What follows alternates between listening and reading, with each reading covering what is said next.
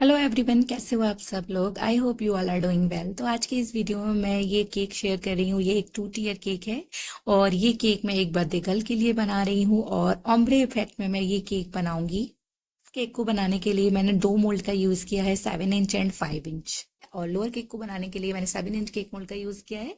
अपर cake को बनाने के लिए 5 इंच केक मोल्ड का यूज़ किया है। लोअर केक जो मैंने बनाया था उसके लिए मैंने 2 स्पॉन्जेस बेक किए थे और 450 ग्राम मैंने बैटर दो दो 7 इंच केक मोल्ड में डाल के बेक कर लिया था। और उसके बाद अपर केक को जो मैंने बनाया था वो 350 ग्राम बैटर यूज़ करके मैंने 5 इंच केक मोल्ड में एक ही बार में बेक किया था। और दोनों केक को बनाने के लिए मैंने 4 लेयर्स का यूज़ किया है। और इस तरीके से मैंने पहले इसकी लेयरिंग डिवाइड की, उसके बाद मैंने सोकिंग की है। सोकिंग करने के बाद मैंने क्रीम अप्लाई की। क्रीम अप्लाई करने के बाद मैंने इसमें चेरी क्रश ऐड किया है। आप इसमें मिक्स्ड बेरी क्रश का भी ऐड कर सकते हो।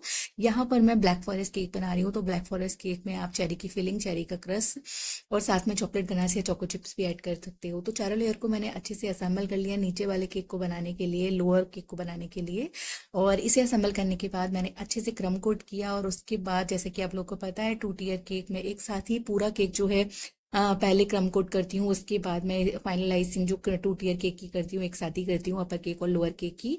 तो इसकी भी मैंने सेम वैसे ही की थी। अगर आप लोग ट्रांसफर करके अपना केक बनाते हैं तो वैसे भी बना सकते हैं। तो मैंने अच्छे से क्रम कोट किया लोअर केक को। उसके बाद मैंने इसमें मार्किंग की 5 इंच केक मोल्ड से, या फिर 6 इंच केक मोल्ड से भी आप कर सकते थे।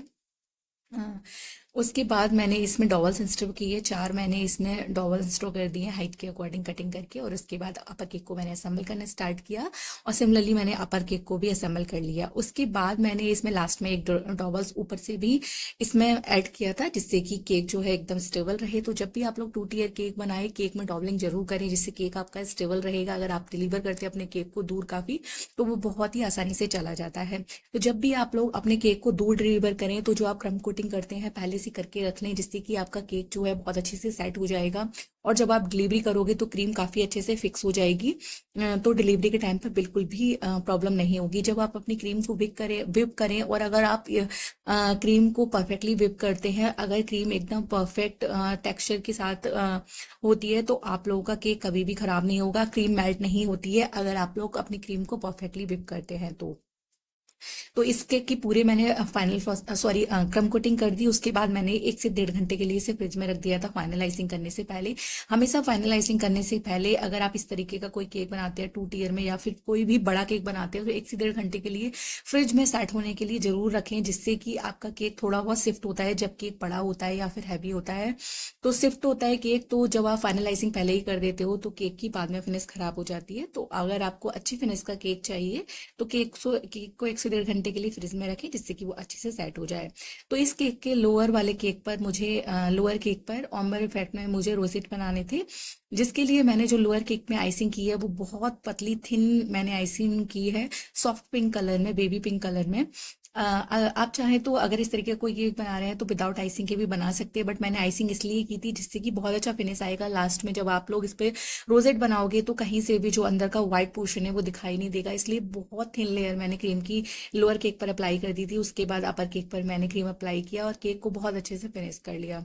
तो ऑम्बर इफेक्ट में ये मुझे केक बनाना था, तो इसीलिए इस केक का वेट बहुत ज़्यादा था, क्योंकि क्रीम जो है इस रोजेट बनाने में थोड़ी सी ज़्यादा यूज़ हुई थी। इस केक का वेट जो था फाइनल 2 kg 200 ग्राम था।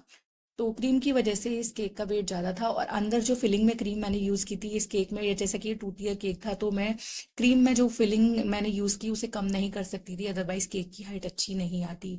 तो यहाँ पर मैंने नोजल नंबर 2D का यूज़ किया है, आप 1M का भी यूज़ कर सकते हो। उसके बाद जो मैंने सबसे पहला शेड बनाया है उसे मैंने रेड और पिंक और ऑरेंज को मिक्स करके बनाया है। थोड़ा सा मैंने इसमें रेड ऐड किया है, 2 ड्रॉप्स मैंने इसमें पिंक ऐड किया, 1 ड्रॉप रेड ऐड किया और 1 ड्रॉप मैंने ऑरेंज ऐड किया है।